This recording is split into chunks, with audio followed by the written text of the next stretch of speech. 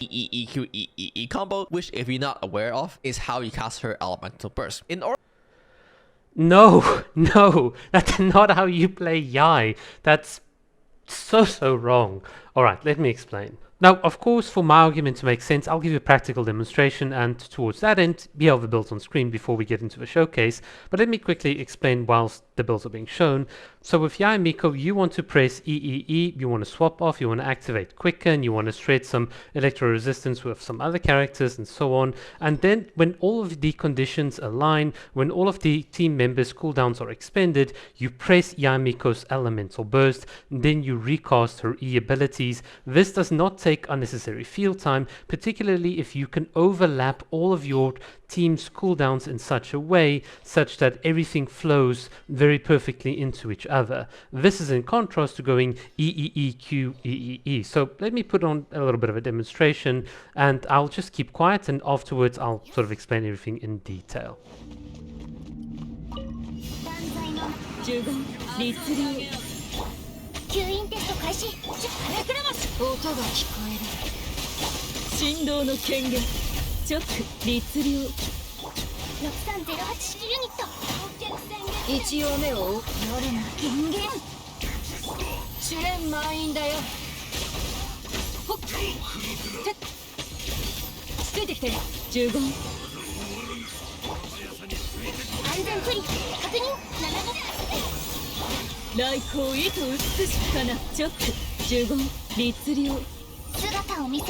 Right, so I'm here in my frame counting software, and we're going to make sense of that very fast sequence of events. But there's one big thing that I want you guys to notice is A, how I position with Yae Miko, and B, how I actually overlap everyone or the entire team's cooldowns to each almost fit in naturally with the other one.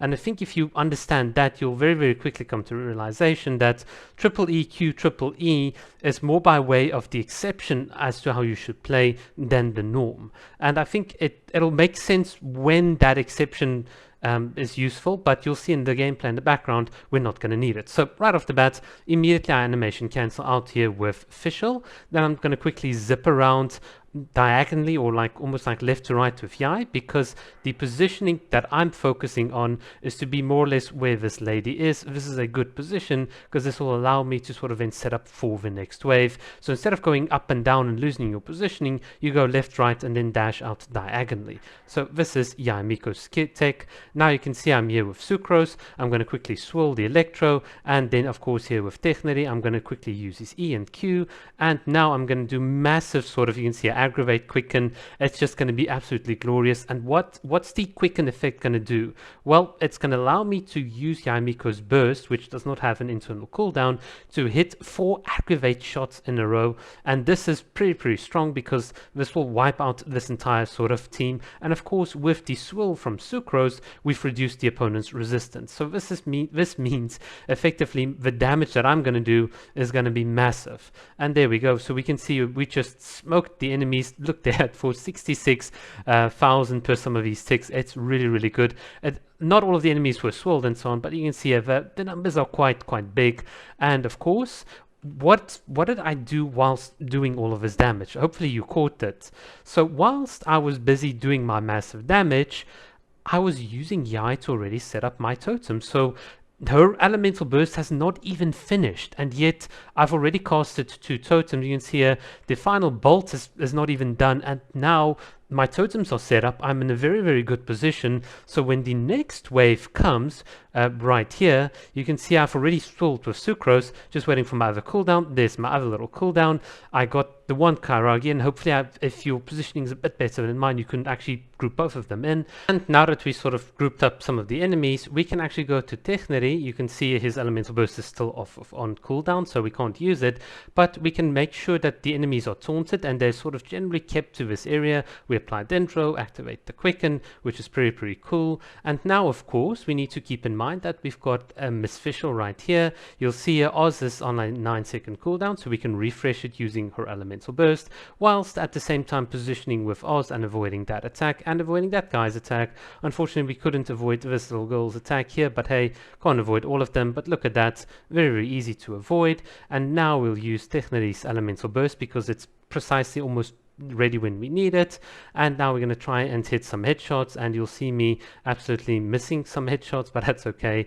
There's at least, I think, yeah, there is one very, very nice headshot. So if you're very, very skilled, you can hit all of the headshots, do massive amounts of damage.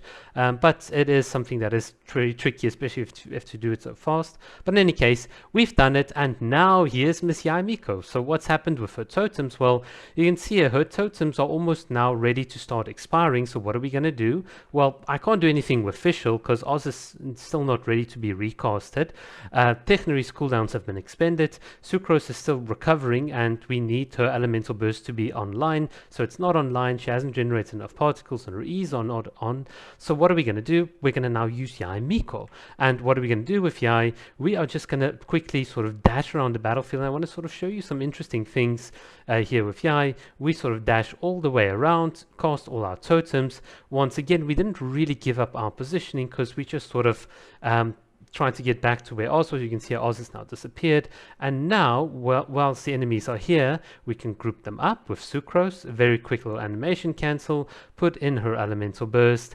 And now look at what we're going to do. We're now going to quickly activate the taunt. So we're going to group up everyone here, activate the quicken, and now it's Yae Miko time. Look at that massive damage that's going to come through once again with Yae. We're going to get hit here. Yae Miko's a standing duck, and no, look at that. We dashed out. We didn't use our E immediately. We dashed out, then casted our E ability to gain some ground, and now you might say, well, Yae Miko's E ability doesn't have any iframes. Well, so what? Your normal dash does have iframes. I iframe this attack, I iframe the other attack, and now at the end I'm going to press my E ability, and then again my E ability to reposition. So this is the thing, knowing when to dash and then press your E to recover a slight bit of stamina during that delay is also so important. So it's not about the fact that her abilities, her E abilities does not have iframes. It's about how you use the character, how you make the most out of her kit. And this is the key thing, being able to do this tech of E dash and while still keeping your positioning is very, very tricky to play with Yae. And I think this is why a lot of people feel frustrated. They're frustrated because they haven't unlocked the skill ceiling, the actual true sort of like way in which you should be using her E abilities. And I know this is difficult because a lot of people on PC have binded their elemental skill ability to their E, and as you can see on screen, I've bounded it to my mouse, which means I can do much more directional dashes with Yae than most other people can. It's not that easy to do necessarily on mobile, whereas on console I think it should be pretty easy because of the joystick and so on. But the point is, Yae Miko is not easy to play. She's not obvious to play, but once you know how to play her, she's absolutely fun. And all of these criticisms that people leverage against her just show me that they don't understand how to properly play with the character.